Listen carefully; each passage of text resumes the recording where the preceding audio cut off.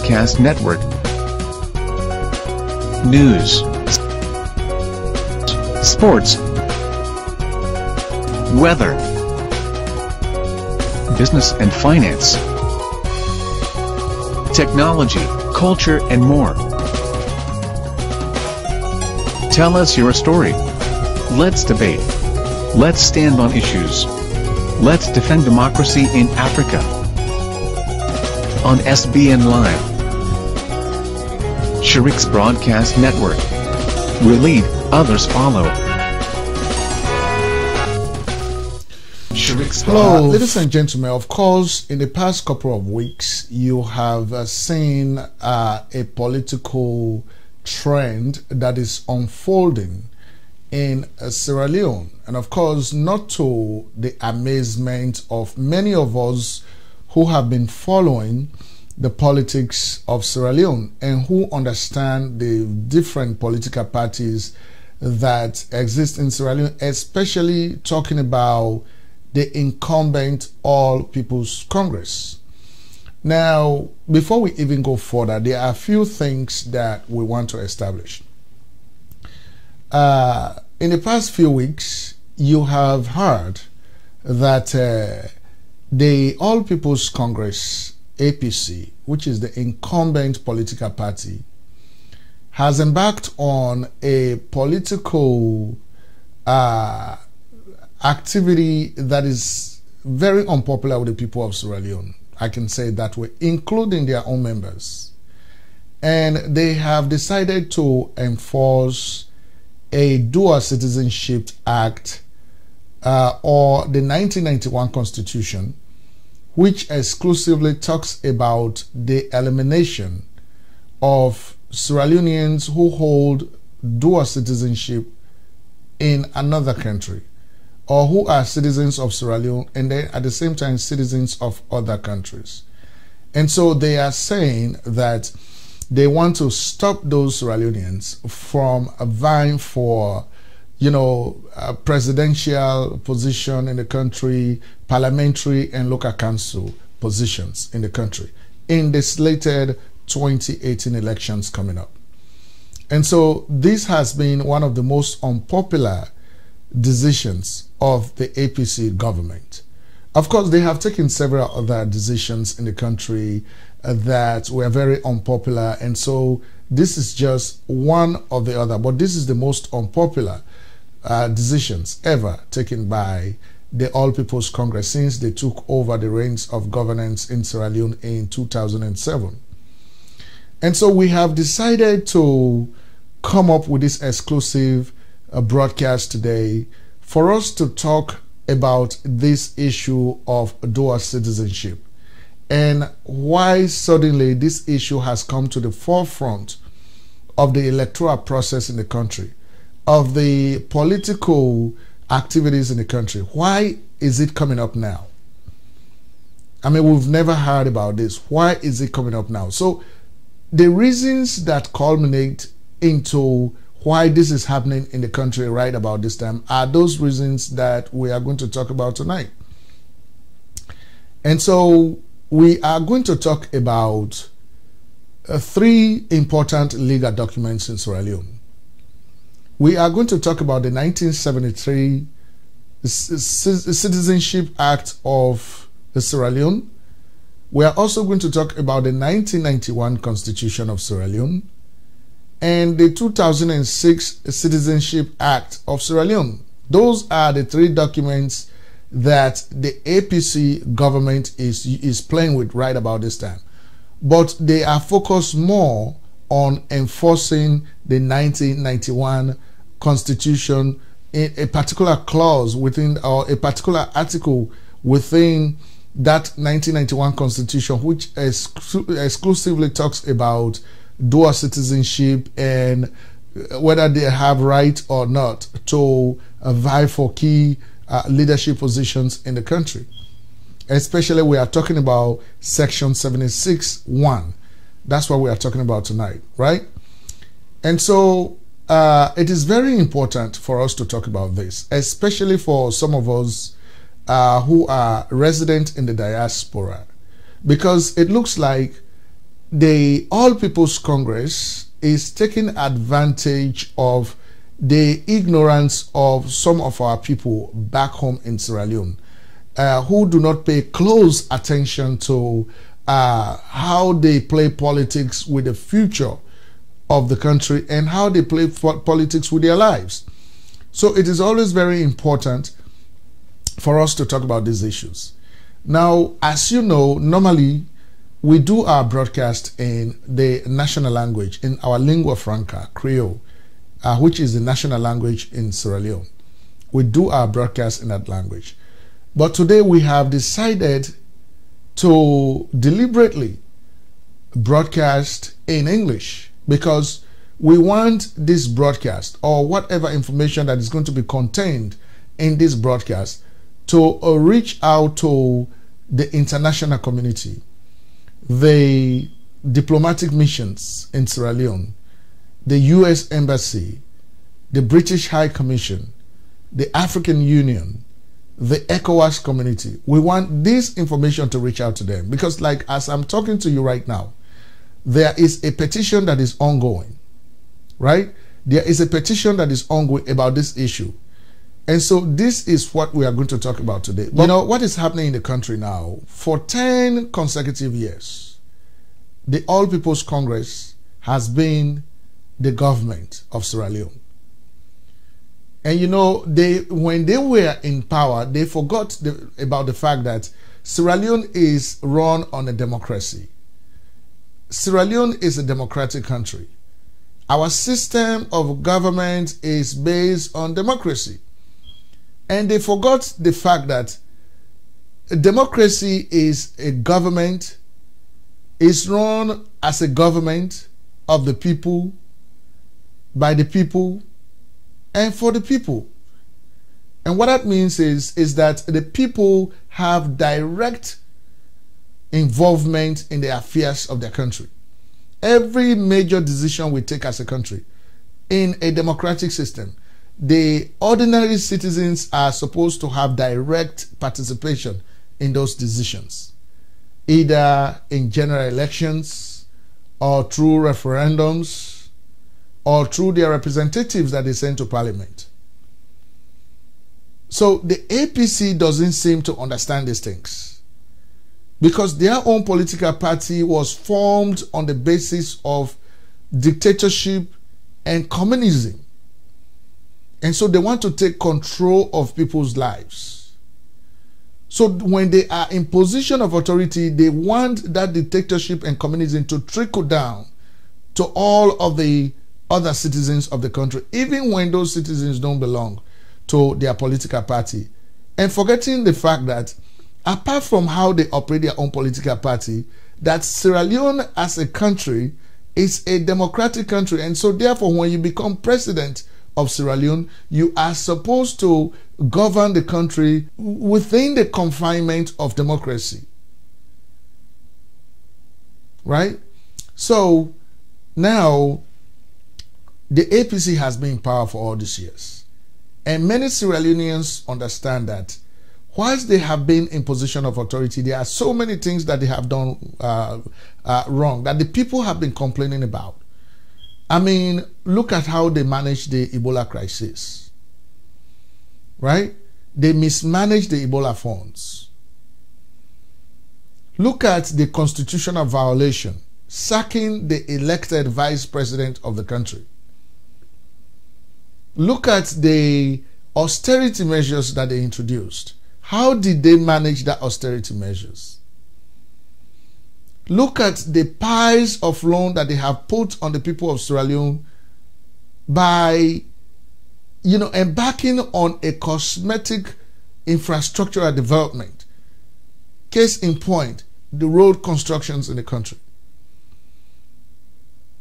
Right? I mean, there are a few other things that they did, like constructing the airport, reconstructing the international airport. We give them kudos for that. But this is what they have been doing.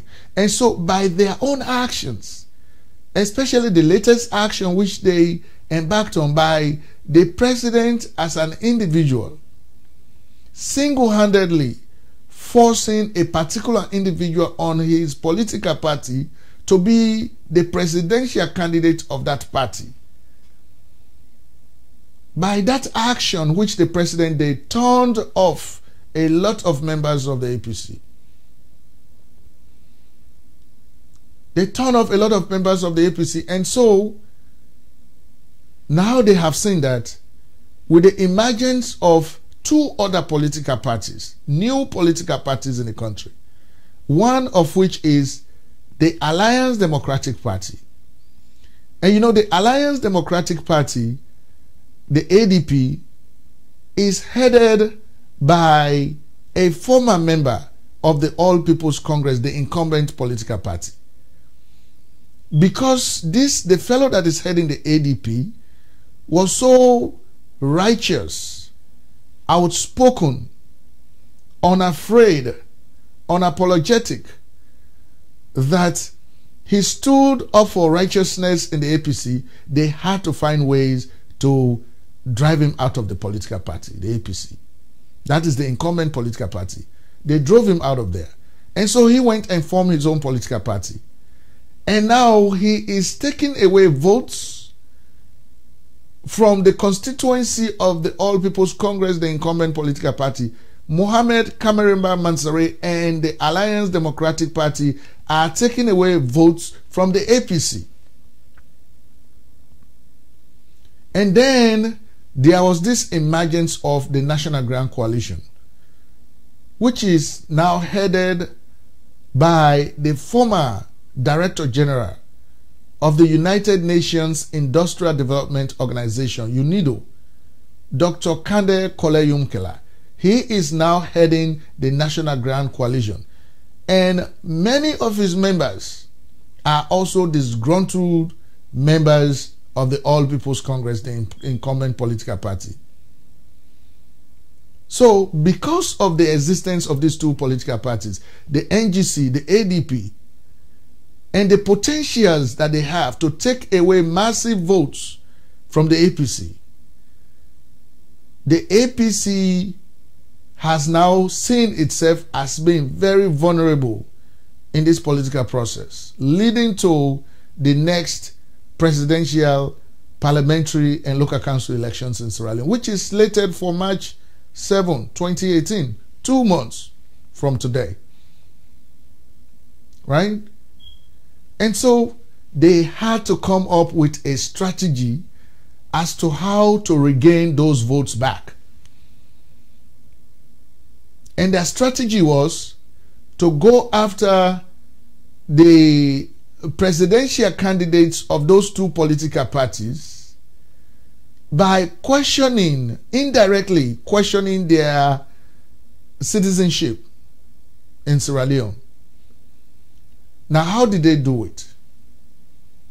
They did it by refusing to award their own members, the members of the incumbent All People's Congress. They refused to give party symbols to those members to vie for parliamentary seats in this very election, because they believe that by doing so, they are sending a message not only to their party, but they are also sending a message to other political parties, and especially to the National Grand Coalition and the Alliance Democratic Party. They are sending a message to them that if you have people in your own political party or in your own political parties that have questions with their citizenship based on what the 1991 Constitution says about what kind of, about 76, section 76(1),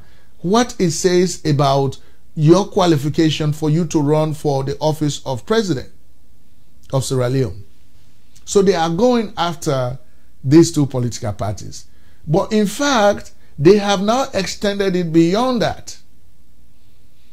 They are also going after Sierra Leoneans who hold citizenship in other countries. They are stopping them from running for parliamentary and local council positions in the country as well. Now, what legal parameters are they using? What legal instrument are they using to justify their actions? They are referring now to the 1991 Constitution. They are referring to the 1991 Constitution, which we are going to talk about. Right? They are saying we are now going to enforce the 1991 Constitution. We are going to enforce what the 1991 Constitution says about the qualification of Sierra Leoneans to run for certain positions, especially president, parliamentarian, mayors, and local council positions. That is what the APC is doing, because they think this is their best strategy for them to be able to eliminate people, and so they can regain their votes back, because they are becoming vulnerable every day. So this is what is going on, right? But ladies and gentlemen, before we even go further, we are going to obtain permission from our own brother, who is a reporter for the BBC and who is based in Freetown. He reports for West Africa, who did a report on this issue that we are talking about. We want to listen to him, and then after that we'll continue to analyze properly. Right? So stick around as we bring you Umaru Fofana right now.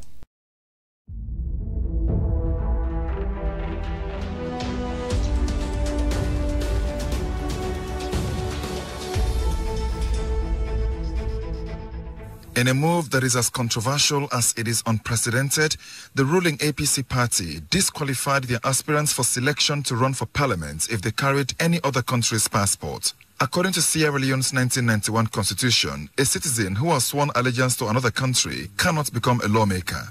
They also cannot serve in cabinet. But 11 years ago, the citizenship law was amended to allow for dual nationality. However, Francis Gabidon, who teaches law at the University of Sierra Leone, says it still does not qualify dual citizens to become parliamentarians. In 2006, the late President Kabbah, through some vocal opposition from Sierra Leoneans abroad, decided to amend the law to allow dual citizenship. What many people did not realize was that even though this opportunity was given to Sierra Leoneans to have dual citizenship, there was a provision in our 1991 Constitution which prevented dual citizens from standing for election for parliament. They cannot be elected, appointed ministers by the president, nor can they run for the presidency. If you renounce the other one, you'll have to show proof that you've renounced it. In the last 10 years, many dual citizens were elected to parliament and appointed to cabinet by President Ernest Bai Koroma. So why is the party bent on implementing the law this time? Cornelius Devoe is its spokesman. Before now, the party had not paid due diligence to it because we assumed that all of those who are returning home from the diaspora to contest elections as Sierra Leoneans, and we concluded that they were Sierra Leoneans, and as such we did not give due diligence to inquire whether they possessed dual citizenship. We have decided to take a precautionary move by ensuring that all of those who are aspiring for our party symbols and who possess dual citizenship should not be granted the party symbol. This is not a gimmick to disqualify two opposition candidates who are running for president, who are believed to be holding dual citizenship. We are very much certain that the provisions of the law should be upheld. Critics have accused the ruling party of carrying out the law to disqualify its opponents running for president. Mohamed Kamarimba Mansare, who draws his support from the ruling party's northern base, quoted a senior ruling party official as saying that they would disqualify him close to the elections based on his US citizenship. He said because of this, he chose not to naturalize as he was qualified to do. A former UN executive, Kanda Yumkela, who is wrestling off from the ruling party many votes in the northwest, is also believed to be being targeted. Suleiman Banjat Jansi is his campaign chairman. We knew it was there. we had not heeded to that constitutional provision, in the sense that we have always turned a blind eye to that provision. And now for the APC party to implement that provision, a lot of them were appointed to government as government ministers. For them now to go against them and to start marginalizing them, we believe as a mark of ingratitude and a further manifestation of APC's tendency to manipulate the constitution when it suits them. Rumors have it that the main thrust of this was to target Dr. Yumkela, but I am happy to inform Sierra Leoneans that Dr. Kande Yumkela is a Sierra Leonean, and at the moment he holds no other citizenship. When it's at the moment, has he renounced whatever other citizenship he might have held? He renounced it as far back as November last year.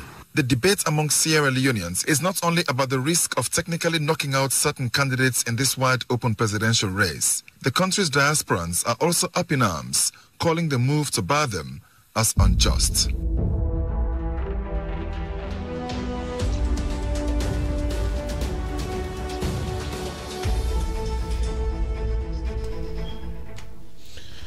Okay, so we want to say a lot of thanks and appreciation to Umar Fofana for that report. And of course, he's our brother, and so hopefully he will forgive us for using his report. But we are using this report to make a very important point. Now, according to that report, you know, three people spoke in that report. And of course, one is Professor Gabidon, who teaches law at Frobe College. And of course, Cornelius DeVoe, who is the spokesperson for the APC government, and of course, Suleiman Banjan Tijansi, who is the chairman of the campaign, the national campaign for the National Grand Coalition. Now, you know, I am a little concerned about, you know, one person that spoke in this whole thing. But anyway, let us talk about Professor Gabidon, what he said. He stated clearly that even though the 2006 Citizenship Act was amended, I mean, the 1973 Citizenship Act was amended and repealed and replaced by the amendments of the 2006 Citizenship Act. But at the same time, he is saying that there is a clause in the 1991 Constitution, which prevents Sierra Leoneans who hold dual citizenship in another country to actually vie for positions. Now, I definitely agree with Professor Gabidon for saying that. I have no qualms, no questions about what he has said. I think he is right for saying what he said. But let us take another look at it, right? First of all, let us see if we can take a look at the provisions in these Citizenship Act and the 1991 Constitution. Let's take a look at them and see exactly what we are talking about, right? Okay, and so let's take a look at the 1973 Citizenship Act, which is up here and as we are seeing it, right? So under this Citizenship Act, I want to read specific areas that talked about dual citizenship. Hopefully I'll be able to see it. Okay, right here. Dual citizenship. This is 1973 now, ladies and gentlemen. Part 4, number 10 says, no person shall have the Sierra Leone citizenship and any other citizenship at one and the same time. Right? Number 11 talks about loss of Sierra Leone citizenship by person of dual citizenship. Any person who, upon attaining the age of 21 years, is a citizen of Sierra Leone and also a citizen of another country, shall cease to be a citizen of Sierra Leone upon his attaining the age of 22 years, or in the case of a person of unsound mind, at such a later date as may be prescribed, unless he has complied with paragraphs A, B, and C of Section 9. Right? So that is what the 1973 Citizenship Act is saying about a Sierra Leonean who is a citizen of Sierra Leone and also holding a citizenship of another country, that once you become citizen of another country, you have ceased to be citizen of Sierra Leone. That was 1973. Now let us take a look at the 2006 Citizenship Act of Sierra Leone, which was signed by the former president of Sierra Leone, late Ahmad Tejan Kabbah. He signed that one, and so we are also going to take a look at it to see what that one says, right? Okay, let's see if we can bring it up so you can take an exclusive look at it.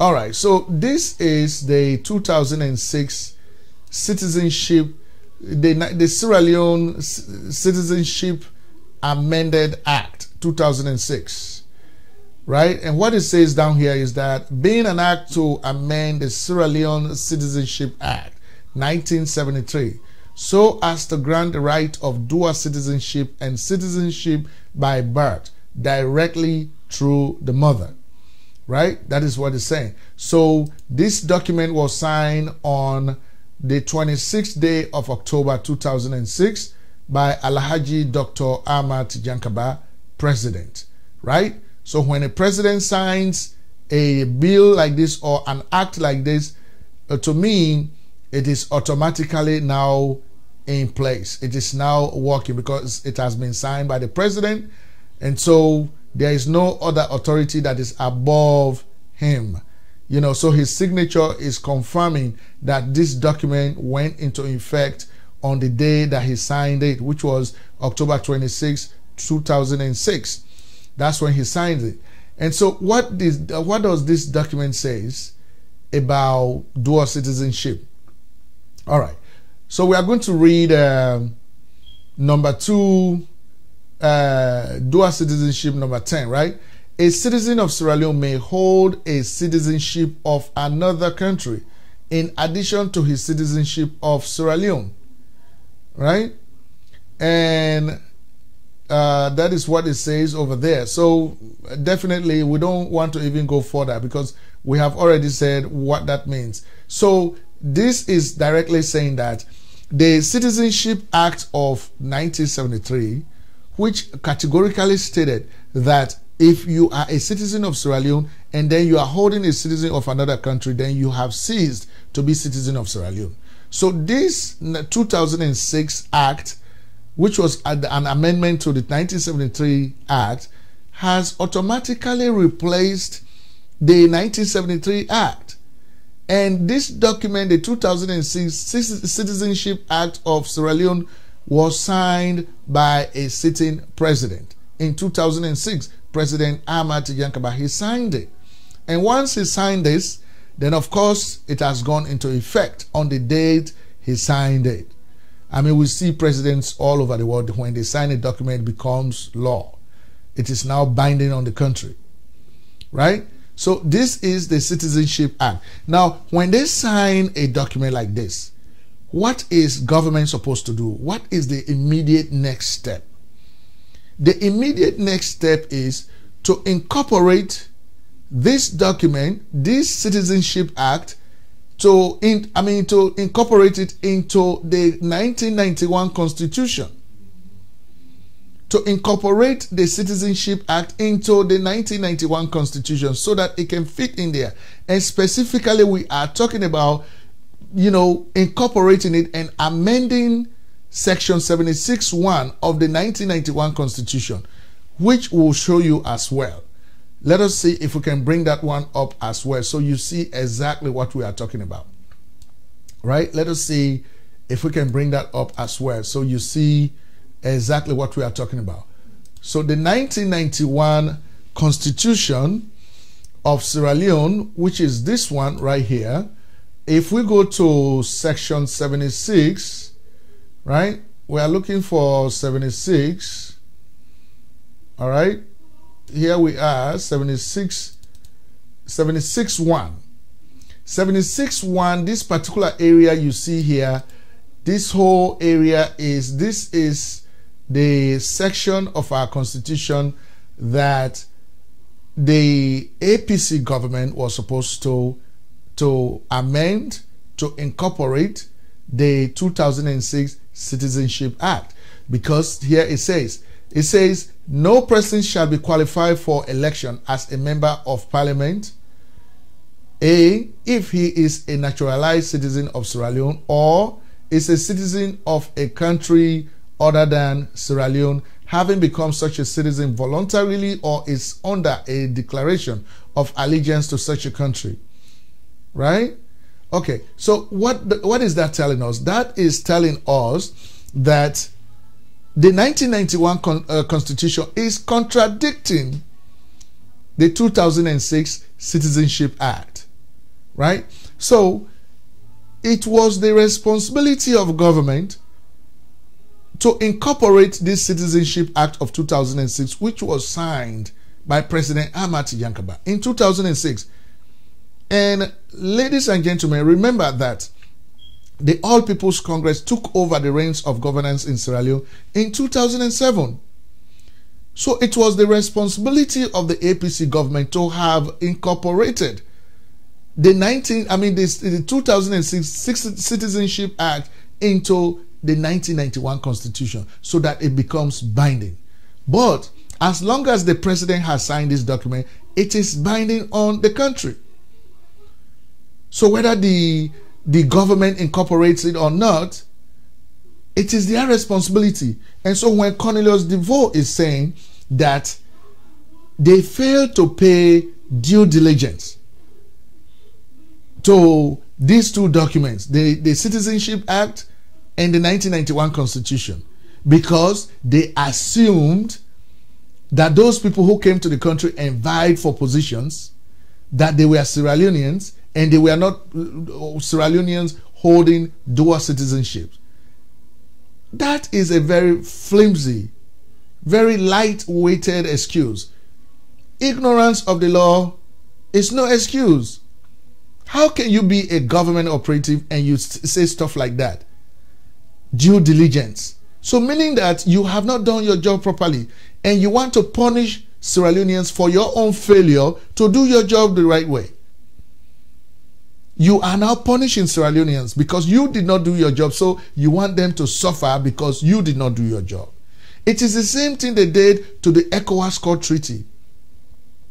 In 2005, the then Vice President of Sierra Leone signed the ECOWAS Treaty, the ECOWAS Court Treaty, establishing the ECOWAS Court to try cases like humanitarian cases, or if there is a dispute between a citizen of a certain country and the state, or if there is a dispute between a West African state or two West African states, this court is supposed to try those cases. Sierra Leone appended its signature to that document, to that treaty. The Vice President Solomon Ekuma Berewa signed that document. And when they signed that document, it was the responsibility of the government to incorporate that ECOWAS treaty into our own laws, into our constitution. Right? But they failed to do that. And at the end of the day, when the elected vice president was sacked, and then the Supreme Court of Sierra Leone judged on his case, and wronging him on that case, he decided to take his case to the ECOWAS Court. He went to the ECOWAS Court and on humanitarian grounds, because they expelled the man from the APC, the All People's Congress, and according to their own constitution, the constitution of the APC, it says that when you expel a member from their party, that member has 30 days to appeal his or her case. Now, the president did not wait for that 30 days to expire, or he did not give the chance to the elected vice president to appeal his case. He went ahead and sacked him from the elected position, a position to which he was elected. He sacked him. So the president ended up violating their own constitution, his own party constitution. He violated the APC constitution by not allowing Alhaji Samuel Samsumana to appeal his case, right? Because this is how dictators do things. Now, he also violated the human right of Alhaji Samuel Samsumana because he did not allow him to appeal his case, and all of us saw how they removed him from power. They blackmailed him. They let the world see him as the most evil person, even if that man was evil, but the way they removed him was so wrong. So the ECOWAS case they ended up violating the Sierra Leonean Constitution as well, disrespecting Sierra Leoneans who voted for Alhaji Samuel Samsumana, right? So the ECOWAS court turned over that case and wronged the Sierra Leonean government, the president and the Sierra Leonean government, and told them that they committed, they wronged Alhaji Samuel Samsumana. They violated his human rights. And that's why, in fact, they were asking the government to pay him back. Right? They violated his human rights. And so, when that case came back, when the verdict of the ECOWAS case came back to Sierra Leone, this Attorney General and Minister of Justice that we have had for 10 years, Joseph Fitzgerald Kamara, openly said that they are not going to accept the verdict of the ECOWAS court, that they don't have any business to interfere into that case. That case has nothing to do with them. He said all this flimsy stuff. But the point is, Sierra Leone as a country signed the ECOWAS Court Treaty in 2005. Between 2005 and 2017, what did you do as government to incorporate the ECOWAS Court Treaty into the Sierra Leonean law, into the Sierra Leonean Constitution? What did you do? It is the same thing you have done with the 2006 Citizenship Act of Sierra Leone. President Ahmad Tejan Kabbah signed that act, replacing it with the 1973 Citizenship Act. And so you as government failed to incorporate that act into the 1991 Constitution, replacing it with Section 76. Right? So now, because of you failed to do your job, so now Sierra Leoneans who are supposed to benefit from this Citizenship Act are to be the sufferers. They are supposed to suffer.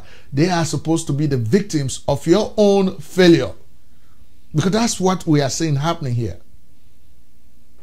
Right? That's what we are seeing happening here. And so, ladies and gentlemen, let us continue to watch this space as we continue to bring you the program. We are going to continue to talk exclusively about this case or about this Citizenship Act. So we ask that you stick around with us as we continue to talk about it. Stick around.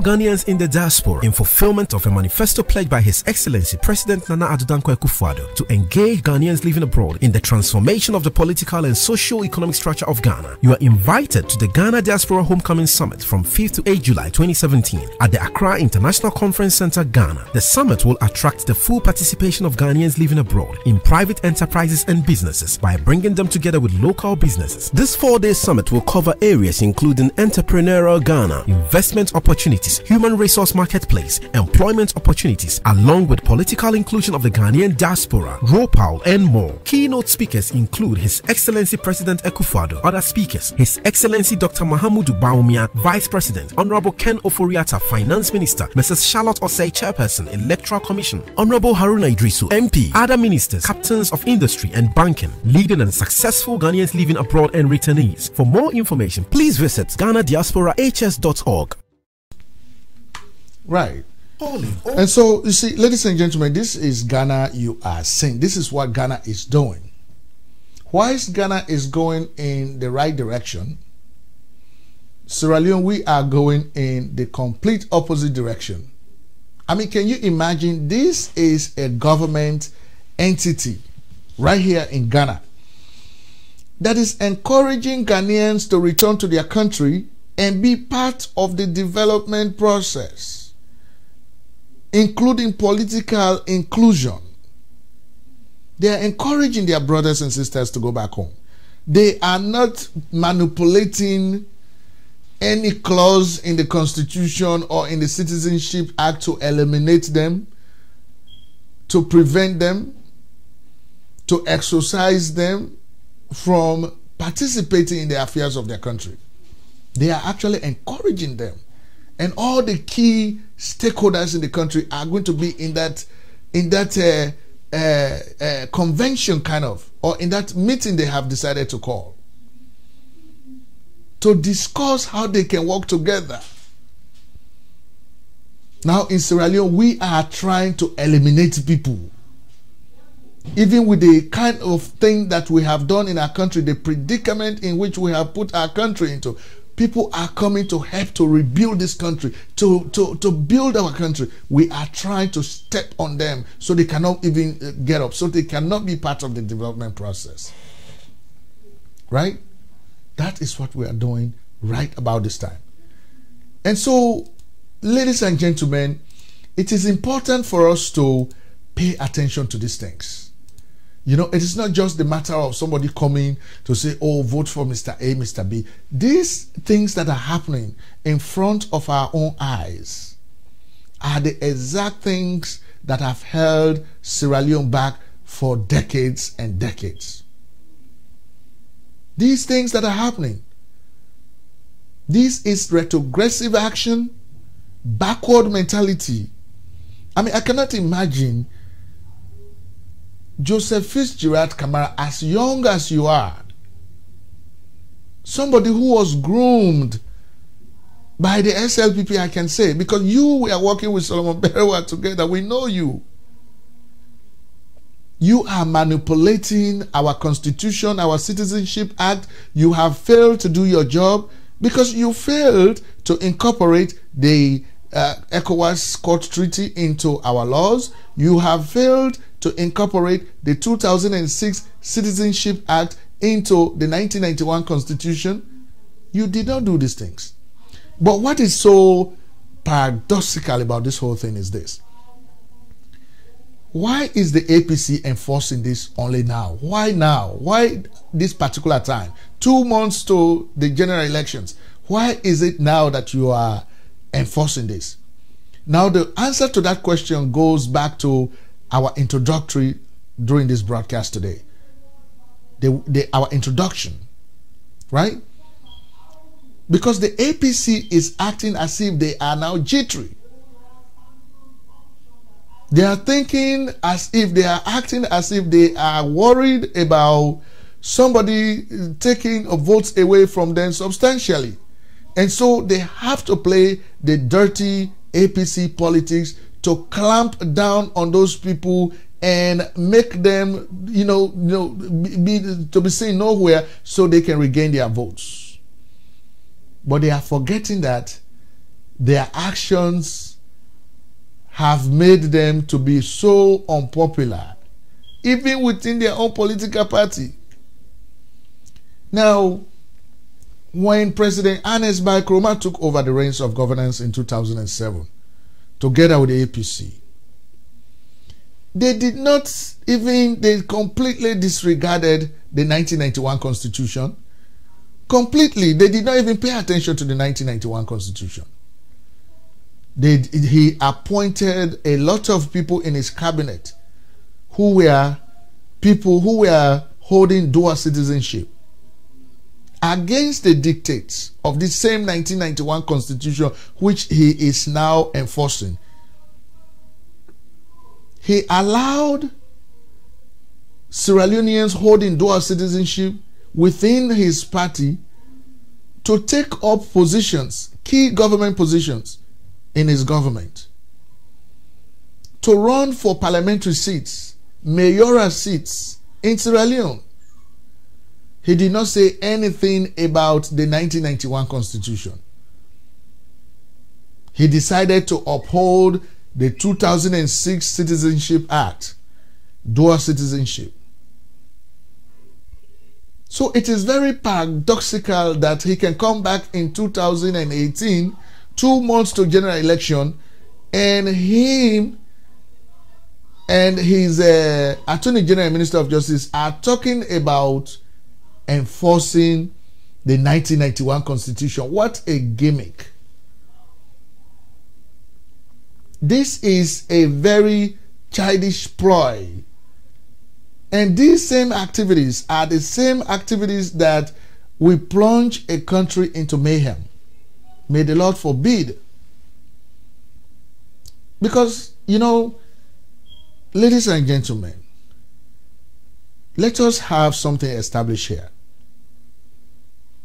From 1961, when Sierra Leone gained independence from Britain, to 2018 that we are talking to you today, the All People's Congress as a political party is not on record for upholding democratic values, for organizing a peaceful, transparent, free, fair, and credible democratic elections, and handing over government to the victor in that electoral process. It has never happened. So if we as Sierra Leoneans are going to believe that the APC is going to sit by and allow the 2018 elections to go without intimidations, without manipulations, without malpractices, then we are joking. Because it's not going to happen this way. And now you are seeing a clear evidence of what I'm talking about. This is what they are doing. Because something that they disregarded for 10 years, the 1991 Constitution, they did not pay attention to it. That's what they are now bringing to the forefront of this electoral process, because there are political parties that are threatening their base, threatening their votes. So they had to resort to very unconstitutional way of doing things in order for them to regain those votes. And that's what is happening now. So, but this action is so unpopular even among Sierra Leoneans in the diaspora, in the country, and even among members of the All People's Congress. It is so unpopular among them. It is so unpopular that they have now resorted to burning down APC banners, posters. People are demonstrating anger openly on the streets. Matter of fact, let us bring you one of those anger.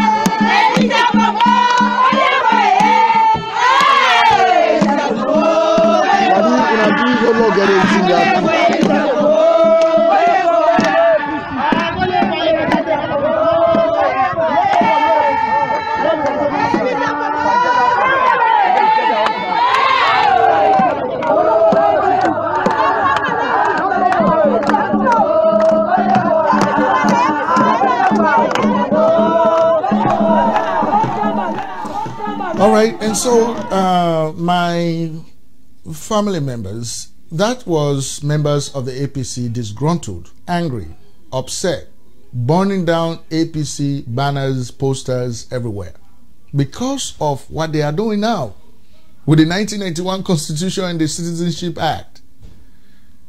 And they are refusing to tell Sierra Leoneans that they did not do their job.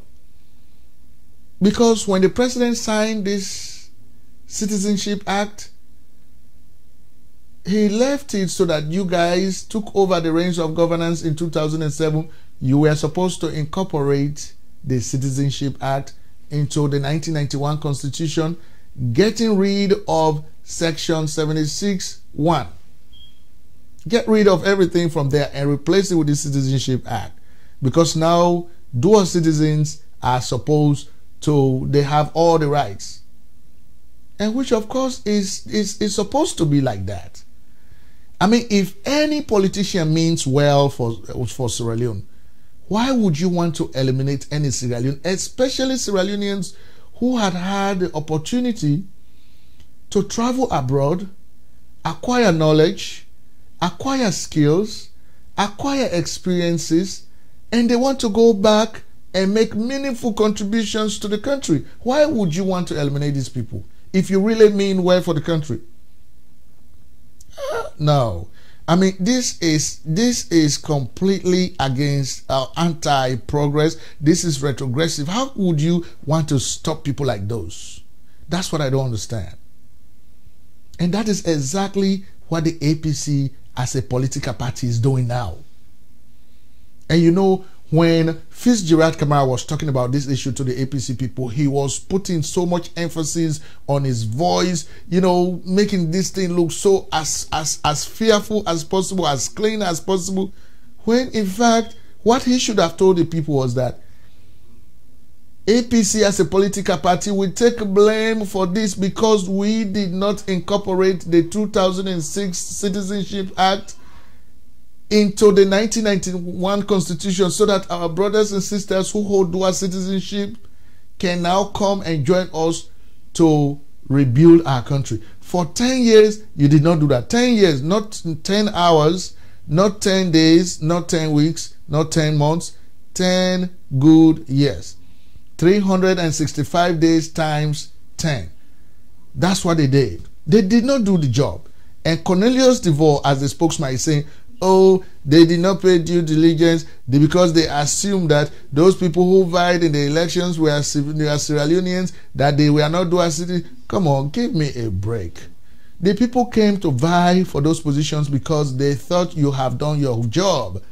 You had incorporated the Citizenship Act into our Constitution so that they have the right to contest election. So it is not their fault. And you cannot penalize them because of your own failure, because of what you failed to do. You cannot penalize our people.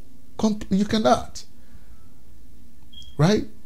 So now you want to eliminate people because you want to stay in power forever and ever. Sierra Leone is a democratic state. We don't run it like a dictatorship or like a communist country. It is a democratic country. Every 5 years, all political parties are supposed to come up and, you know, register, go through all the electoral processes, campaign, and, you know, vie for positions. You cannot single-handedly tell Sierra Leoneans what they are supposed to do. You belong to a political party. Maybe you have control over your political party, but not the other political parties and not the entire country. You cannot stop people from participating in the affairs of their country. Sierra Leone belongs to all Sierra Leoneans. And I don't have any idea why would you even be against Sierra Leoneans living in the diaspora. Sierra Leoneans living in the diaspora are making serious contributions to the country. When there was Ebola crisis, you know how much Sierra Leoneans sent to that country? Talking about medical equipment, you know, medical materials, medical supplies. They sent them to the country. During the Civil War, they did the same thing. During the mudslide, Sierra Leoneans, they are pouring stuff in the country. And how about the individual financial remittances they make to their family members, their friends, the investments they make in the country? These monies that they send to the country help to stimulate the economy. That's why you are seeing people, in as much as there are people are suffering in the country, but at least people are managing to survive because of what is coming from abroad. If I send money for my mother to buy food, the person who is selling rice, selling palm oil, pepper, salt, that person in one way or the other is going to benefit from that money that I've sent for my mother. It's the same thing other Sierra Leoneans are doing. So we are helping this country to stimulate its economy.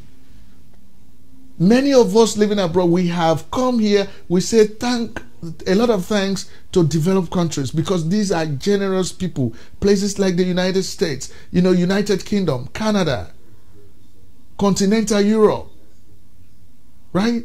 Australia. These are good countries. The people there, the leadership in those countries are generous people. When we come to their country, they will not send us back. But as long as you follow all their rules, you become citizen of their country, you gain more access to resources that will help you to acquire knowledge, to acquire resources, so you can help your own country. And when you are helping your country, they are not stopping you from helping your country. They are not stopping you. In fact, they love what you do. Sometimes when you go and just put an email out, say, I want to send used clothing, shoes, food items for my people in Sierra Leone, you see how many Americans, British, Canadians, Germans, Australians will pour stuff on you for you to send to your people. Now, if you have created a level playing field for Sierra Leoneans, you have made things to look so good for Sierra Leoneans in their country. Do you think any Sierra Leonean would want to leave Sierra Leone to go and settle in another country? Can you recall that in the 60s, no Sierra Leonean ever wanted to stay in another country? They went abroad on scholarship, they studied, they went back to Sierra Leone. No Sierra Leonean ever settled in Sierra Leone. Now, why do you think Sierra Leoneans are leaving the country? It's because of the prevailing circumstances. It's because of the conditions you have created in the country. I mean, let us retract back to, reverse back to even the 11-year civil war. The person who was the leader of the Revolutionary United Front, former Corporal Fode Sebano Sanko, when he launched that war on Sierra Leone, when he was interviewed on the BBC Focus on Africa, what did he say? The same things we are saying here. Corruption, and these reasons that he gave were reasons created by no other political party but the All People's Congress, the APC. You guys created these reasons that forced Sierra Leoneans to go into the bush and kill defenseless civilians. 50,000 Sierra Leoneans died in that war. 2 million Sierra Leoneans were sent abroad by force. They fled their country. They became refugees in other countries. Many of whom are now the dual citizens who wants to return back and make meaningful contributions to their country. And you are engaging in activities to stop them from doing that. Come on, man. How can you be this wicked? Right? And so let us again see how Ghana is a neighboring country to Sierra Leone. At just below or above 30 years, Ghanaians were suffering more than Sierra Leoneans. They were standing in queues for ordinary toothpaste. We had a lot of Ghanaians who were leaving their country to come to Sierra Leone and teach, just for them to be able to get some money and sponsor their families back home. So let us see what Ghana is doing now with their own diaspora and brothers and sisters. Right? So we want you to stick around as we bring this to you. Stick around. I'm coming home. I'm coming home. Tell the world. Hello. Diana Uswa Asmini. Anita Dankwa from Sydney, Australia. I'm going to make Christopher is my name. And I am in China. Rashida Ganiu from Chicago, USA. They've forgiven my mistakes. Mothers, fathers, and the diaspora, welcome home. I'm coming home. I am coming home. We're coming home. Diaspora is a constituency that I believe every government must take very seriously. And therefore, it is heartwarming that an MPP government is back and the Homecoming Summit is back. Ghana is at a spot where the grounds are so fertile for business building. There's a group of diasporans on the ground already dedicated to putting the things in place to facilitate your return home. So I think you should take advantage of that. This initiative is superb. It's about development, opportunity, and value. The world is talking about Ghana. Lots of opportunities in Ghana.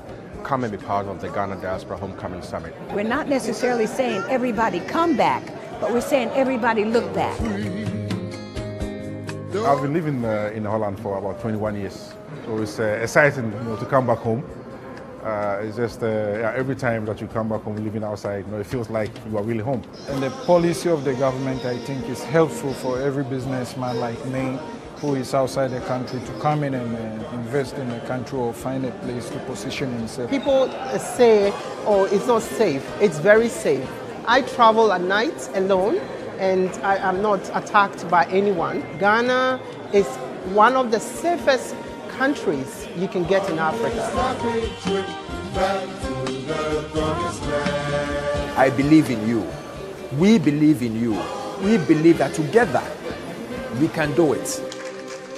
The women and children of Ghana are welcome back home. We need you back home. People should come in and interact with the business community and network among themselves to see how best we can take this development agenda by the government. Welcome. Ghana is your home.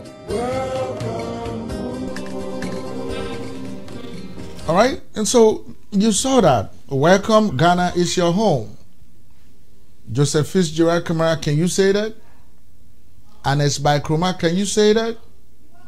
The All People's Congress, can you say that? We have not heard you saying that. Look at what Ghana is doing to welcome their own citizens in the diaspora back to Ghana, to fully participate in the political process in the country, business, development. They are engaging them, they are calling them, begging them to come back from all over the world. And look at what you are doing. Complete opposite. Complete opposite. So, my fellow Sierra Leoneans, wherever you are around the globe, it is time for us to rise up. It is time for us to stand up. Because this is blatant display of retrogressive mentality, retrogressive action. This is retrogression, backwardness. And we cannot allow this to continue in our country. So we have to send a message. We have to send a petition to the government, to all diplomatic missions, to the United States Embassy or the United States government through the United States Embassy in Freetown, to the British High Commission, to the African Union, to ECOWAS, to the German Embassy, Chinese Embassy, and all the other diplomatic missions around the world. We have to send this clear message to them that they have to prevail on the government of Sierra Leone to stop meddling in the electoral process of that country. We do not want Sierra Leone to descend into another anarchy. Our people have gone through quite a lot. We do not want another problem in the country. Mr. Anes Baikroma, you have the people of Sierra Leone gave you the opportunity to rule them for 10 years. And you should remember what John Locke said, that politics is a social contract between the governors and the governed. And that where the governors feel that you are not doing what you promised that you will do, they have the right to withdraw their mandates. Now, we are not saying that the people of Sierra Leone are withdrawing their mandates. But if that is what you have started smelling, and therefore you want to resort to meddling in the electoral process, we are saying, stop it. Enough is enough. And so, ladies and gentlemen, we want to invite you to still go to the petition, which is online. Go to the Sierra Leone elections, the 2018 Sierra Leonean elections. All Sierra Leoneans matter. Right now, we have 898 supporters who have signed this petition. And as I'm speaking to you, this petition is simultaneously being sent to the, it's being sent to, who are the people who are getting this petition? Let me see. This petition is sent to the Office of the President of Sierra Leone, Government of Sierra Leone, and to the Government of Sierra Leone, to the international community, and that includes all the diplomatic missions to Sierra Leone, the United Nations, the British High Commission, the United States government through the embassy in Sierra Leone, the African Union, and to ECOWAS. We are telling them to prevail on government not to meddle in this election. Our democracy is very fragile. Our country is enjoying a very fragile peace. We don't want anybody to disturb it. Right? So I am asking all of you to please sign this petition. Go ahead and share it. Send it to as many Sierra Leoneans as possible to sign. It is very important. All right? Very important. And so, ladies and gentlemen, once more, my name is Ibrahim Sharif, and of course, we are coming to you from studio number 8 based in Houston, Texas. And of course, we decided to just talk on this issue because it is so dear to our heart. It is so heartbreaking. We are so passionate to talk about it. And we will not stop talking about it. We will not stop acting until we see that something important has happened, that they prevail on this government not to meddle, not to interfere with this electoral process.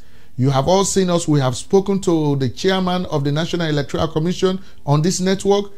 They have done all the preparations. He has assured Sierra Leoneans that our elections are going to go on as peacefully as possible and that nothing is going to change that. So we don't want anybody to interfere with this.